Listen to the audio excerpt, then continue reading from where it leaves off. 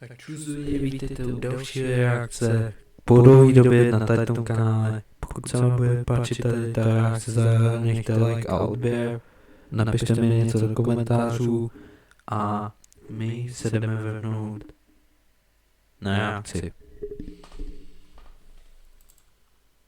OK, takže ľudia, za ten rok a pol, čo mám vodičak, sa mi podarilo najazdiť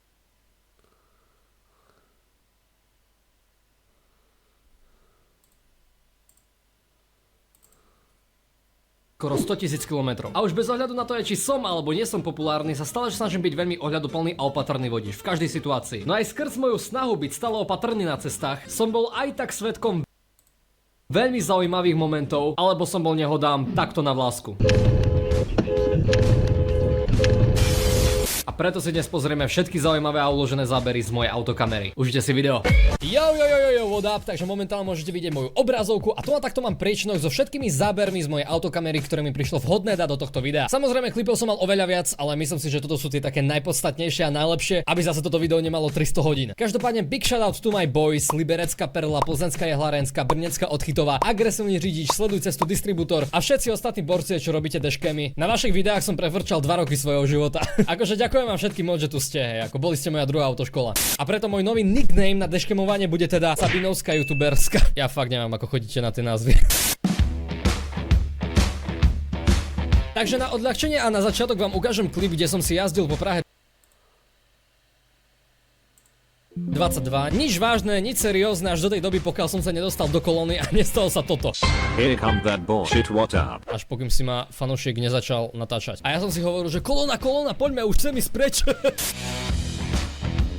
Tu sa nachádzame na Prahe 5 a toto video je ukážkou toho, ako dokážu vypnuté semafory na jednej križovatke spôsobiť v Prahe totálnu halus. Nielen, že bola hneď vedľa môjho auta značka, ktorá zakazovala autám ísť do ľavého pruhu kvôli tomu, že tam môžu jazdiť len tramvaje a busy a ľudia sa tam aj tak trepali, ale ešte aj keď ľudia videli, že sa za tou križovatkou čaká na červenej, tak sa aj tak všetci natrepali do stredu križovatky a celú ju upchali. Aj keď je jasne nakreslená na ceste X, Klasika.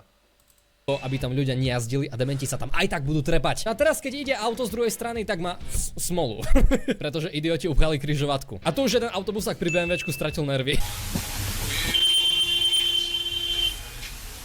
Neviem, na čo sa trepú do križovatky, keď vidia, že tam nemajú miesto do piči. A tu som strácal nervy aj ja. Ja hrozne nadávam za volantom, neberte si zo mňa príklad.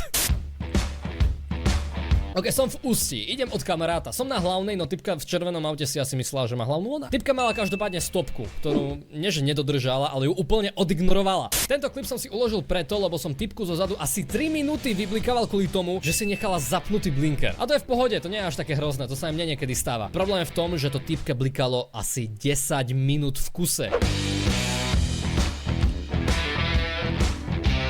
2000 years later.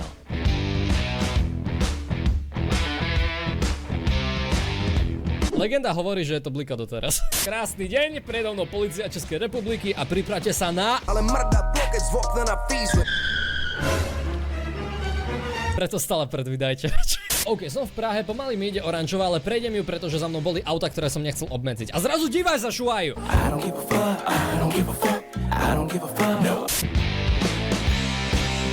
Tomuto typkovi fungoval blinker doľava, ale doprava už nie.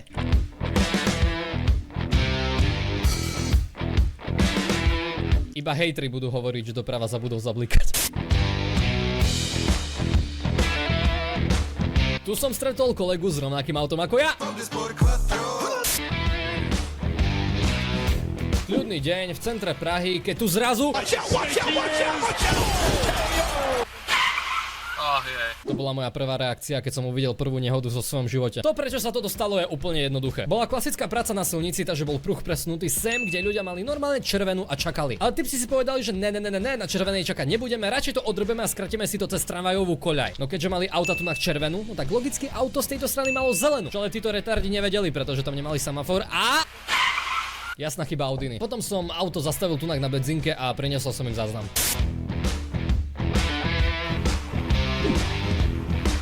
Babička je asi moja fanenka, chcela mi pozdraviť. Neviem, kvôli čomu inému tú palicu zdvihala. Možno sa chcela zviesť, to už nikto nevie. Tu som urobil len dobrý skutok.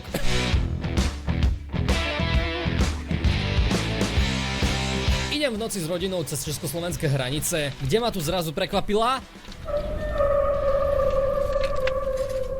Zobudil som celú rodinu a popadali mi v kufri všetky horálky. Tu som v Košiciach pri Optime trocha dostal šmik.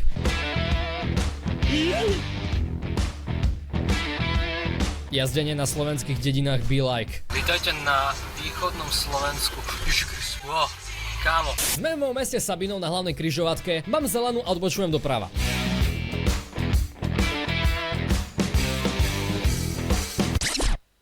Typky, nie je trocha risk ísť so zmrzkou v ruke a malým dieťaťom cez prechod na červenú?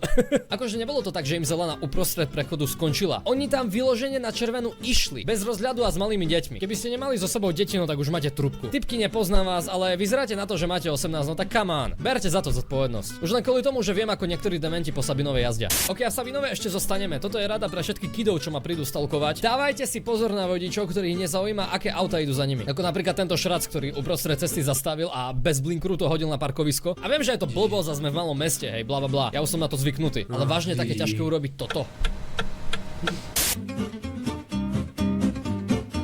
Ja som proste tak dobrý človek. Ten Pokerface. Ty vole. To by nechtěl mít taková fanouška. Ty nebude házet Pokerface. Chodím si to po diaľnici a zrazu hop 80-ka kvôli rekonštrukcii. A typek predo mnou asi nemal veľmi šťastie. Policie! Policie!